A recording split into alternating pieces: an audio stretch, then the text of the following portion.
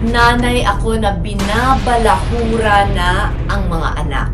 Utang na loob naman. Ayoko nang to leave unanswered questions. Ilang beses kaming sinubukang patayin. I'm willing to go to war.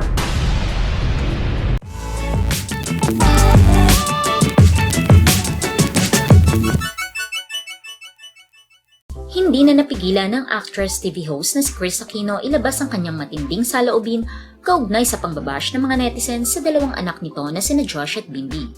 Sa mga nakaraang social media post ni Kris, nilinaw nito ang mga issue na ibinabato tungkol sa kanyang mga anak. Binalaan din ni Kris ang publiko na tigilan na ang pambababoy sa kanyang mga anak kung saan sinasabing nakabuntis ang kanyang panganay na anak na si Josh at paulit-ulit na ipinipilit na bakla naman daw ang kanyang bunsong anak na si Bimby.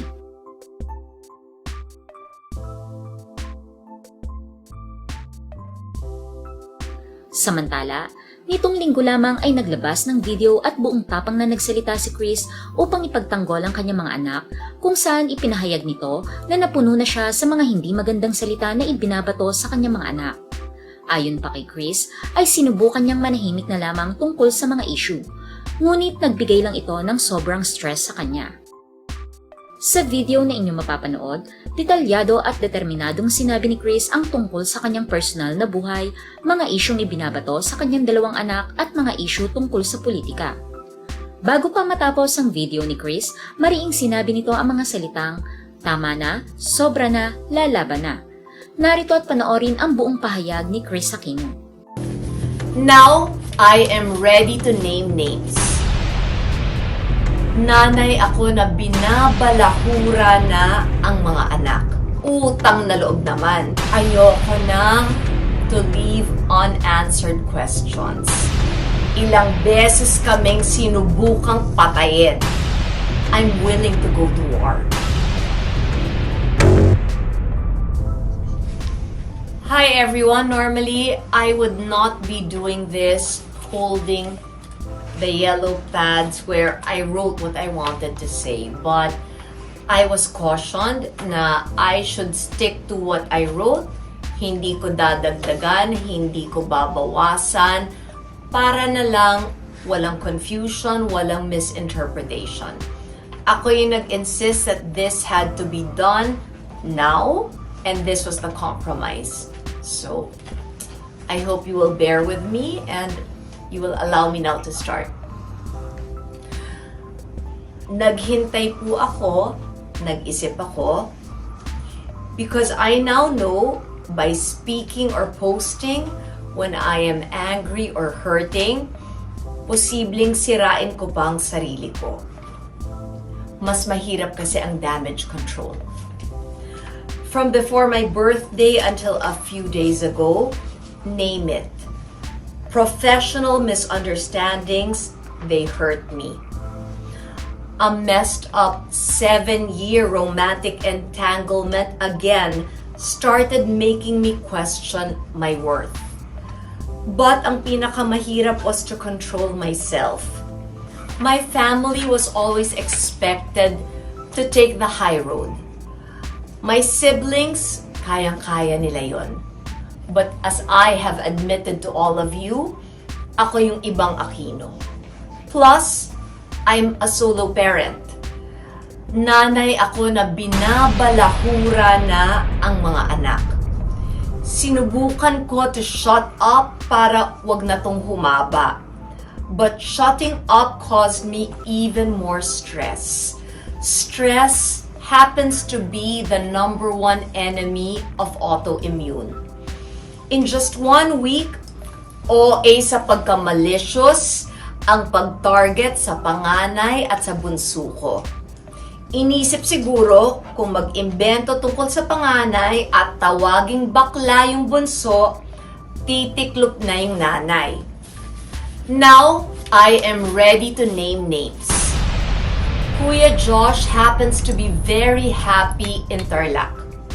He is not there para mag-establish ako ng presence in the same province where my father and my brother started their public service journeys.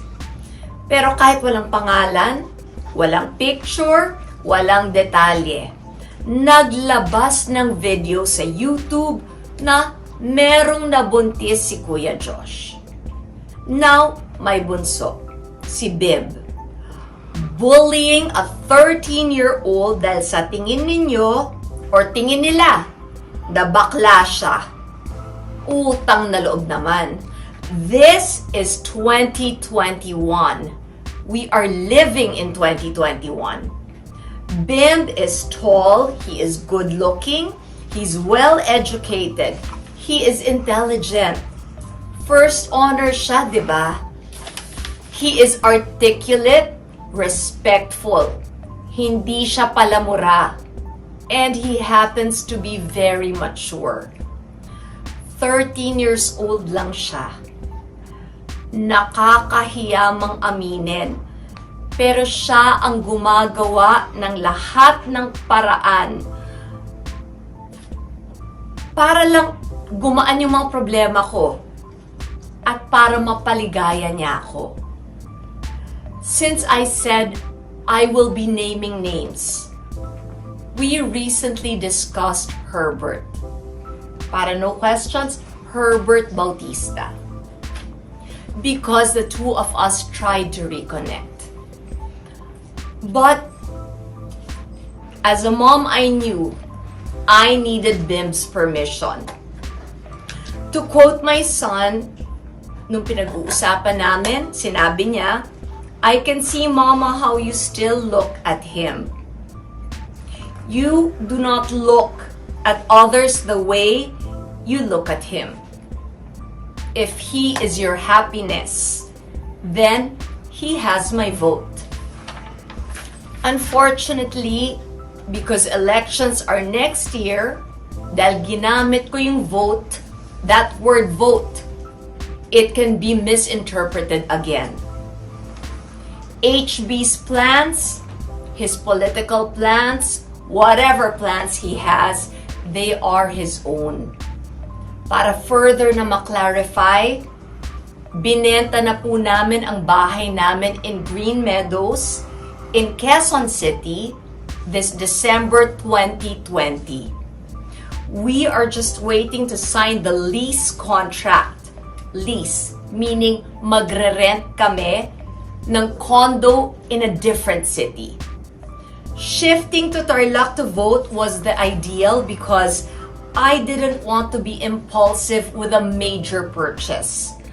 I wanted the time to decide kung bibili ba ng condo, magtatayo ba kami ng property in the south because we do have one in the south, or will we create a small compound in Tarlac? For my health, we were actually ready. Nag-down payment na ng malaki to lease this villa in Boracay. But yung last blood panel ko, it was not good. Hindi ako pinayagan ng mga doktor ko to go far away. I needed to stay near them. Ayoko na to leave unanswered questions. There was a part of me that wanted to keep things private, but unfortunately, I don't have that luxury. You kept asking me what happened to Bingkay. So this is the story. February 2020, bago mag-lockdown, nagtampo ako kay Bingkay. We needed a 4-week break. When I messaged her na please, bumalik ka na. Pero nag-specify ako ng bagong ground rules. It was her choice to turn me down. And she did. She walked away. Ngayon, naiintindihan ko. Kahit very generous ako, gusto rin naman niyang mag-asawa, magka-family, and siguro matanggalan ng 24/7 na responsibility of taking care of me. But there's absolutely no bad blood. After my time thinking, luminaw, I was being tested. Na-pinpoint kasi what was my vulnerability. It's simple. It's how much I love my sons. Alam kasi ng lahat, ako lang ang meron sila. I am exhausted from reading dun sa mga comments na ignore them or choose your battles. Please, I ask you, I know you mean well, but please do not decide for me because they are not your sons. Ako ang nanay nila. So I made my choice. For my sons, in order for me to defend them, I know I'm willing to go to war. Because, ito na yung hinihintay nyo na because. Because, hindi nila fault that they cannot count on their fathers. Hindi nila choice na ang nanay nila ang apelyido Aquino. Hindi nila kasalanan that the lies about my family will continue until history gets completely rewritten. Nagbanggit lang ako ng yellow brick road in an art card. Default mode na yung line of attack. The STD lumabas na. Akala ko pa naman nag-iisip. May I explain? Bala yan na laban sa akin. Pwede niyong paputukin kung tinago ko. You can use it against me if it was a skeleton I hid in my closet. But that happened 18 years ago. Ako mismo ang nag-tell all. I did that live on TV Patrol in my mother's house. That is an iconic interview. Alam kong iconic dahil nung panahon na yon, halos buong Pilipinas tumigil at nakinig at nanood sa akin.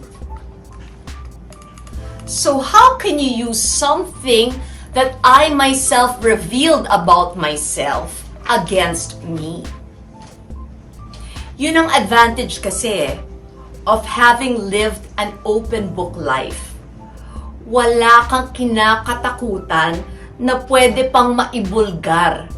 Kasi lahat ng sinasabi nilang kahinaan mo o mga kasalanan mo, alam na ng lahat.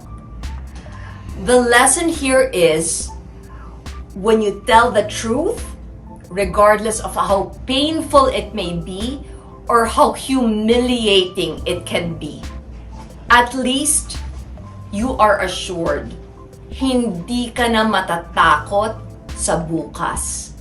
You will never fear tomorrow because you faced up to it when it was happening. How many times do I have to repeat? Regardless that my life's work, my chance to come back on free TV, that was taken away from me. Because I was told, mahirap nang ma-offend ang palasyo. I took that. Kasi political reality yan. Hindi yan ginawa ng nanay ko. Hindi yan ginawa ng kapatid ko. But I know how this game is played. Nangingibabaw pa rin sa akin that my father, he gave his life for this country. Sinabi niya at napanindigan niya, the Filipino is worth dying for. I was a year old when he was jailed. Panahon to ng martial law. I was 12 when he was assassinated in the airport that is now carrying his name.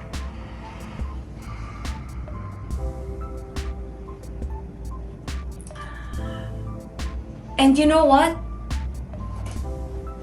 With everything that has happened, I still continue to pray for the current administration, for this government that is ruling us right now. Dahil kung pumalpak sila, tayong lahat, tayong mga Pilipino, tayo ang babagsak. Maling oras ito for political divisiveness. Millions of Filipinos are now jobless. Millions are hungry. Marami na. Millions have lost hope. Marami na ang namatay. Too many are sick. And too many can still die. The problem is, nung sinikap kong tumulong, na-misinterpret yon. Hindi po ako kagaya nung iba. Hindi po ako epal. Wala po akong agenda. Tumatanaw lang ako ng utang na loob.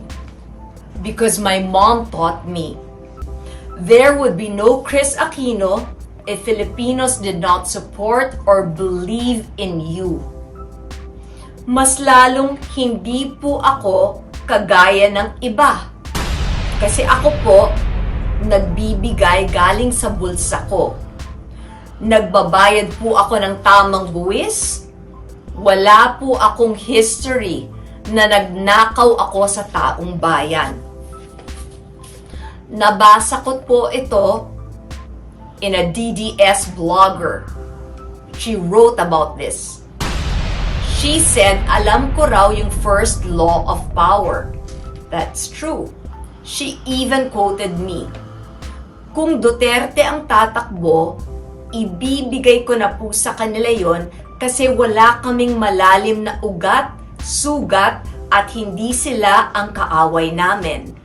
This was referring to the 2013 elections.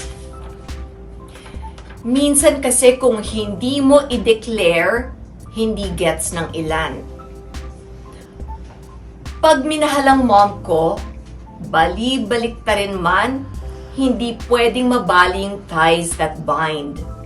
In the current Duterte cabinet, Secretary of Finance Sonny Dominguez and Secretary of Foreign Affairs Teddy Boy Locsin continue to have my unwavering respect.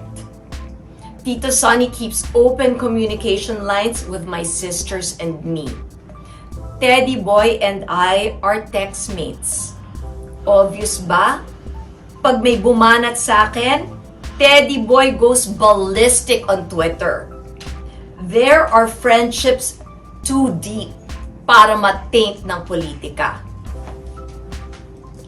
Tatapusin ko to by saying, who actually benefits by erasing the legacy of my parents? Sino ang nagtanggal ng freedom of speech sa Pilipinas? Sino ang nagpakulong at nagpapatay kay Ninoy Aquino? Let's go back. President Duterte started his political rise during my mom's administration. Legacy po ng nanay ko ang peaceful transition of power. This yellow.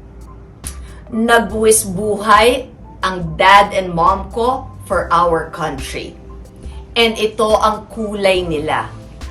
It is for that reason that I will not allow anybody to taint the symbol of their sacrifice. I have no party affiliation. Pero alam ko kung sino ang napatalsik at gustong-gusto kaming gantihan dahil kulang para sa kanila na pinapatay na nila ang dad ko. That is not President Duterte. Because alam ko, never ko siyang binanatan. So para po sa mga DDS, wala tayong reason na maging magkaaway. I am who I am as a mother because apart from our 3 years in Boston, I only had one parent. She was my role model. 14 ako nung lumaban siya sa diktador. Hindi ko po maalala kung 7, 8, or 9 times yung coup attempts. Pinatay po ang dad ko. Ilang beses kaming sinubukang patayin. Pero ito po ang diferensya. Never kaming umalis. Hindi naduwag ang nanay ko. I will never forget this. Sumabog yung kotse sa labas ng bedroom ko. Ang lakas na po ng barilan sa labas. Tumakbo po, papasok sa kwarto ko, na walang bulletproof glass ang mom ko at si Noy. Kinaladkad nila ako from my bed pababa. Bago inisip ng nanay ko ang sarili niya, inuna niya to secure me. There are so many other instances. Even when she was already told she had just a few months to live, she fought. Sinabi niya, "My children are not prepared. They lost their dad na hindi sila handa. I will not allow. Hindi ko hahayaan for them to go through that all over again." Kung meron man kaming tinago sa inyo, tinago namin all the procedures that she underwent para lang mabigyan niya kami. Nung nakita niya what we needed most, what her children needed, we needed time. We needed more time with her. Kaya ngayon, kaya ko bang ipahiya ang sarili ko dun sa pinakaunang nagmahal sa akin? Yung nag-alaga? Yung nagsakripisyo? Yung nagpatawad? At yung nagparamdam sa akin kung ano talaga ang unconditional love? You can say it so often, but action speaks so much louder than mere words. I will emphasize, I'm not here to attack, but you leave me no choice but to defend. Alam ko naman hindi nyo ko tatantanan. Kaya habang may freedom of speech pa, magtiisan na lang tayo. You can and you will attack me. But, karapatan ko ipaglaban ang dignidad at pagkatao nung mga mahalaga sa akin. Clarify natin yan, Who are the people who matter to me? Very obvious. My 2 sons. The memory of my parents, my siblings. And because I cannot predict tomorrow, baka dumating pa yung taong mamahalin ako ng tapat and publicly, mutually, aaminin namin sa inyo na may relasyon kami. Kasi nakita ko yun sa mom ko. When you truly love, hindi ka lang magtitiis. Para sa mahal mo, wala ka talagang ititira sa sarili mo. Ilalaban mo hanggang sa huling hininga mo. These 2 platforms, Facebook and Instagram, they are my only means to directly communicate with all of you. You know, totoo ako. Kilala niyo ko, I am real. I also know I do not have a troll farm. I know you are real. Lahat naman tayo, gusto natin ng mapayapa na buhay. Lahat tayo, lalo na ngayon na pandemic, nag-iingat sa kalusugan natin. Pero, pinagod niyo na ako. Napagod na akong magpaapak. I won't be Kris if I do not end it this way. Congratulations, Taylor Swift, because I am a Swiftie. She won Album of the Year. So this Swiftie will quote from one of the songs from Folklore to end her statement.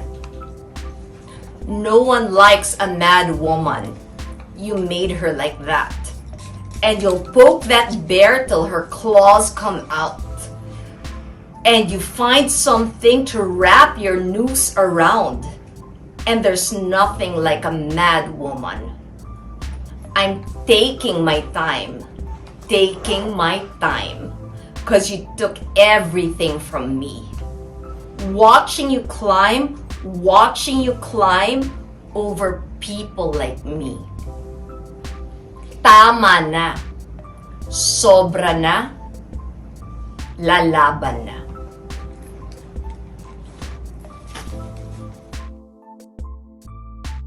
Thanks for watching. Please like, comment, and subscribe.